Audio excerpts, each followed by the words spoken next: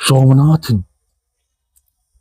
ज्योतिर्लिंग के बारे में जानकारी प्रदान करते हैं, जानकारी देते हैं। यह सोमनाथ का यह कथा बड़ा रमणीय कथा है और समस्त दुखों का और रोगों का भी नाशक है। 5 नाम जो है प्रातः स्मरण में सोमनाथन, वैद्यनाथन, धन्वंतरी यथात्म पंचेतान स्मृतिन व्याधि अस्तस्य न जायते। सोमनाथ का श्रवण कीर्तन स्मरण करने से, उनकी कथा लीला सुनने से, सुनाने से जो है आप आरोग्य को प्राप्त हो सकते हैं, बराबर दुखों से छुटकारा मिल सकता है। आरोग्य की प्राप्ति सोमनाथ का महान सोमनाथ की कृपा शीघ्र हो जाती है, इसलिए इनका चरित्र वंदनीय है, पूजनीय है और 12 ज्योतिर्लिंग में प्रथम लिंग यही है। सोमनाथ की उत्पत्ति प्रादुर्भाव के बारे में शास्त्र पुराणों में, शिव पुराणों में कहा गया है कि दक्ष नाम के प्रजापति हुए, उनकी 27 कन्या का विवाह चंद्रमा के साथ हुआ। तो चंद्रमा 27 पत्नी के साथ काफी शोभायमान होने लगे। 27 जो कन्या थी दक्ष की पुत्री, वो भी चंद्रमा को पति के रूप में पाकर काफी प्रसन्न होने लगी। यह और अपना जीवन यापन करने लगे।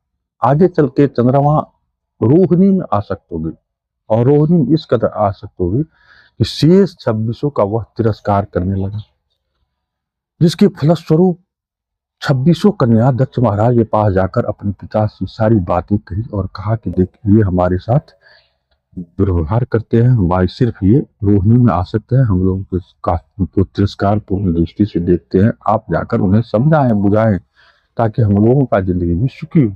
दक्ष महाराज चंद्रमा को जाकर काफी समझाए बुझाए, कहा कि यह सब जो है गलत है, यह नर्क को देने वाला है, तुम्हारे लिए 27 पत्नी बराबर है, सबके साथ मान सम्मान से प्रेम पूर्वक अपना जीवन निर्वाह करो, यही शास्त्रों की विधि है, यही शास्त्र का धर्म है, हमारा धर्म है, वही कर्म है। यह सब समझा बुझा करके दक्ष महाराज पुनः अपने घर को चलेगी। उसके बाद भी कुछ दिन के बाद भी चंद्रमा का रोहिणी का प्रेम जो था प्रबल हो गया और उसमें ही आसक्ति रही। पुनः जाकर के दूसरी बार फिर जाकर के 26 कन्याएं चंद्रमा की पत्नी जो थी वह अपने पिता दक्ष महाराज के पास पहुंची और दक्ष महाराज को सारा बता कहा कि आपके समझाने से भी उन पर कोई असर नहीं होगा, तो एक बार फिर आप कोशिश करें, हम लोगों का जीवन दुखमय हो गया है। दक्ष महाराज इस बार बड़े गुस्से में थे और जाकर के चंद्रमा को समझाया, लेकिन चंद्रमा नहीं मानी तो तत्काल उन्होंने चंद्रमा को श्राप दे दिया कि जो तुम्हें क्षय रोग हो जाए। क्षय रोग, अब चंद्रमा को क्षय रोग होता है, क्षय आजकल जिसे टीबी कहते हैं उसी तरह का वही है। अच्छा, क्षय रोग को आजकल टीबी भी कहा जाता है। वह रोग जो जब चंद्रमा को यह रोग क्षय रोग का श्राप हो गया तो सारा संसार दुखी हो गया। क्यों दुखी हो गया? चंद्रमा है मन का देवता है, चंद्रमा जो है मन का देवता है। यदि मन का देवता ही विक्षुब्ध रहे, दुखी रहे, तो फिर संसार का मन बड़ा और क्या होगा? तो सारा संसार एक तरह से दुखी हो गया। सब मिल करके ब्रह्मा जी के पास गए। ब्रह्मा जी विष्णु भगवान के पास गए सब मिल करके और कहा कि देखिए ऐसा ऐसा संकट आ चुका है, कोई उपाय बताए। तो वहां भगवान विष्णु और ब्रह्मा जी ने आपस में विचार करके चंद्रमा को कहा कि तुम तत्काल प्रभास क्षेत्र में जाकर के भगवान शिव का आराधना करो और मृत्युंजय का जप करो। मृत्युंजय के जप के बारे में हम ये बता दें, एक मृत्युंजय होता है, एक महामृत्युंजय होता है, एक लघु मृत्युंजय होता है। महामृत्युंजय में 54 अक्षर है और मृत्युंजय में 5400 अक्षर है। तो 5400 अक्षर वाला जो मृत्युंजय है उसका जप करने का निर्देश भगवान ने दिया उनको, और वह जाकर के चंद्रमा जाकर के जप करने लगा। क्योंकि सब लोगों ने विचार किया कि ऐसी अब श्राप तो टल नहीं सकता है, श्राप का अब निवारण कौन कर सकता है? तो भावी मिट सके त्रिपुरारी ही ऐसे है जो भावी को मिटा सकते हैं, तो उन्हीं के पास जाना चाहिए। तो चंद्रमा को वहीं पर जाकर के देवताओं के साथ चंद्रमा को भगवान शंकर के ही शरण में जाकर के वहां पर पूजा पाठ करके मंत्र का उपासना करने लगे। लगभग 10 करोड़ मृत्युंजय मंत्र के जप के बाद जो है सदाशिव का साक्षात्कार हुआ, और साक्षात्कार होने के बाद जो है भगवान भोलेनाथ, आशुतोष, शिव और हररानी ने कहा कि मांगो वर मांगो, तुम्हें मांगो वर। तो वर में चंद्रमा ने यही मांगा कि प्रभु यदि आप हमसे प्रसन्न है, हम पर आपकी कृपा है, तो आप हमें जो है सो यह वर दीजिए कि हमारा यह रोग शांत हो जाए, नष्ट हो जाए, और दूसरा वर यह दीजिए कि आप यहाँ सदैव विराजमान हो जाएं।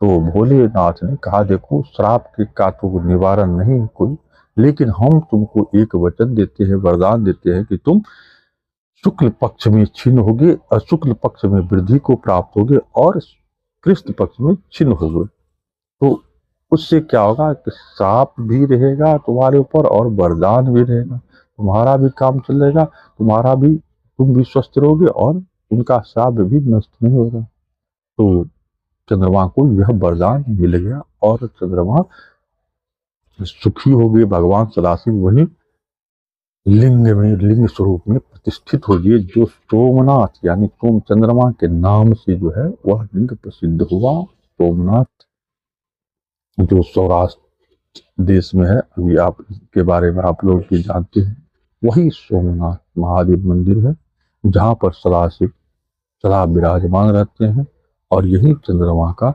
दुख का निवारण हुआ है। चंद्रमा का, सोमनाथ का प्रादुर्भाव का यह कथा समस्त कामनाओं को सिद्ध करने वाला है, मंगल प्रदान करने वाला है, और दुस्तर से दुस्तर रोगों को भी नष्ट करने वाला है। इसलिए यह चरित्र का बारंबार कथन श्रवण करते रहे। मित्र, अब ये तो हमने सोमनाथ प्रादुर्भाव की कथा आपको सुना। हम अगले वीडियो में द्वादश ज्योतिर्लिंग के सभी लिंगों का उत्पत्ति का, प्रादुर्भाव का कथा हम आपको सुनाने वाले हैं, और इसी तरह के कथा के लिए आप हमारे चैनल को सब्सक्राइब कर लें।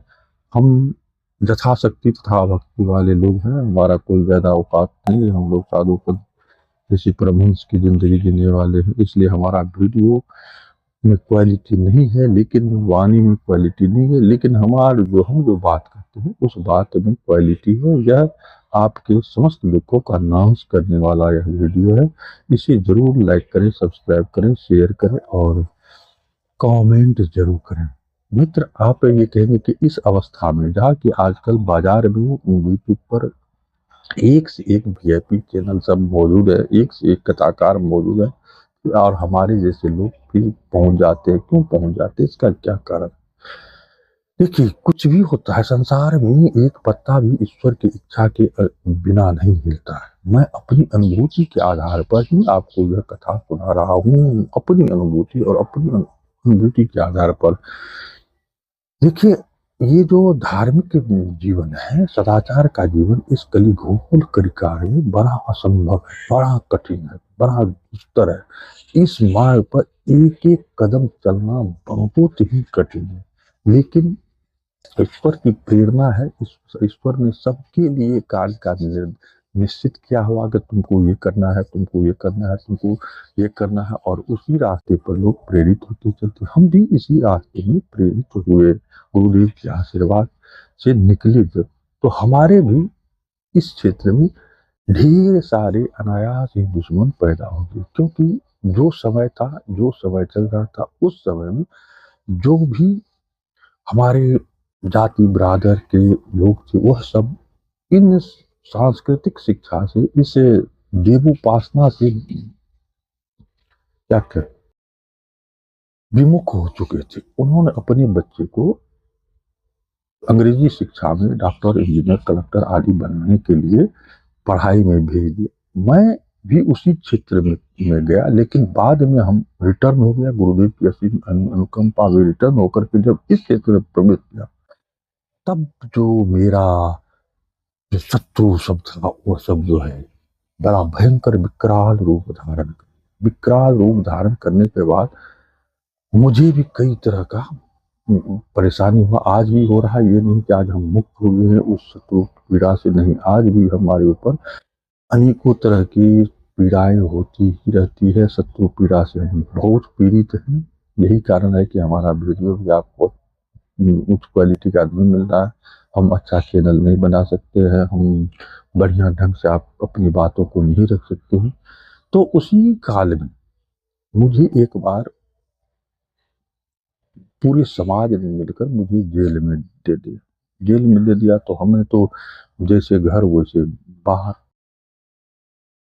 राम कहो कतो रहो, राम भजो कतो रहो, राम राम करते थे। वहां पर जाकर भी हमने राम राम का आश्रय लिया और कैदियों के साथ हमने दोपहर में 1 घंटा 8 घंटा गीता पर बोलना शुरू किया। किताब देख देख करके अपना बोलते हैं। कुछ दिन के बाद जो भगवान का और हमारा जो केस था उसमें 20-22 वर्ष का सजा, तो 20-21 वर्ष का सजा तो सुनिश्चित था। इसके लिए हमारे शत्रु पक्ष के लोगों ने पूरी व्यवस्था कर दी थी, जिसमें कि लाखों रुपया खर्च करने के लिए वो लोग तैयार थे और कदम कदम पर हमारा निगरानी किया जाता था। लेकिन हम तो अपनी मस्ती में मस्त थे, इसलिए हमें कोई परवाह नहीं थी। और हम चूंकि जान चुके थे, हम भी जान चुके थे कि अब हमें इससे निकलना नहीं है, तो निकलना नहीं तो हमारे लिए तो कोई गम की बात नहीं। तो चलिए चलो अच्छा ही हो रहा है, क्योंकि उसमें मुझे 10 घंटा 15 घंटा 20 घंटा तक का हमें जो है कि भगवत भजन कीर्तन चिंतन करने का समय मिलता था। सुरक्षित थे तो हमारे लिए अच्छा ही हुआ। तो उसी बीच में जब हम निश्चिंत थे कि अब कहीं जाना नहीं है, इसी में रहना है, तो चलो और बढ़िया है। तो एक रात हमें भगवान श्री कृष्ण की स्वप्न स्वप्न में कही कि तुमको है भागवत सुनाना है हमको। तो हम सुबह में उठे तो हमें ध्यान आया कि रात में ये देखी। फिर हमें बड़ा आश्चर्य लगा कि हम लोग जैसे हैं तैसे, लेकिन हमारे भगवान कैसे हैं। वो जानते हैं कि मैं इस जेल में हूँ, मैं आजीवन कारावास में रहूंगा। तो फिर हम इससे बाहर निकल के उन्होंने निश्चित स्थान किया था, यहाँ तुमको हमको सुनाना है। तो हमको बड़ा आश्चर्य हुआ। भगवान पर हमें भी कहा नहीं, भगवान वैसे ही होते हैं, लेकिन उनका आज्ञा था, उनकी आज्ञा को कौन टाल सकता। उनकी आज्ञा होते ही मुझे 2-3 महीने के अंदर में ही उसकी विजय हुई। हम खुद वकालत करके उससे निकल गए। बड़ा प्रसन्नता हूँ। तब से मेरा इस कथा प्रसंग में बड़ा दिलचस्पी हुआ और हमने इसका अध्ययन शुरू किया।